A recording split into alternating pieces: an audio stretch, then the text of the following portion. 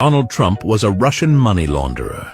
In the late 80s and early 90s, Donald Trump was in complete financial failure. As soon as Donald had control of the Trump Organization, he quickly borrowed, spent, and soon collapsed his father's company. By 1992, he's on the hook for $800 million and is desperately seeking any avenue to make himself solvent.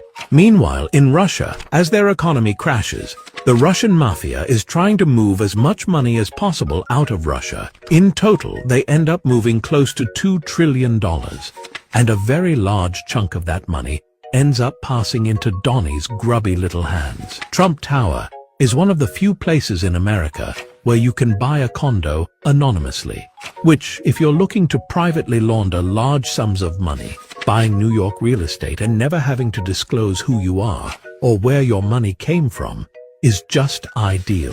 Building after building is constructed, and the Russian mob, both directly and through shadowy shell companies, buys nearly 70% of his unoccupied space. By the 2000s, the vast majority of the Trump Organization is paid for with dark money directly from Russian oligarchs and the Russian mafia. At this point, Russian businessmen have cut out the middlemen and started building these towers themselves, simply leasing Donald's name and organization while they create their own real estate to purchase with their own dirty money, which left Donnie the free time to focus on his real passion, being famous. Donald will tell you this story about his business sense, how he fought back from bankruptcy and he's this self-made billionaire. But what Lil Donnie actually is, he's a mule, an asset for cleaning cash from human trafficking, extortion, and the drug trade.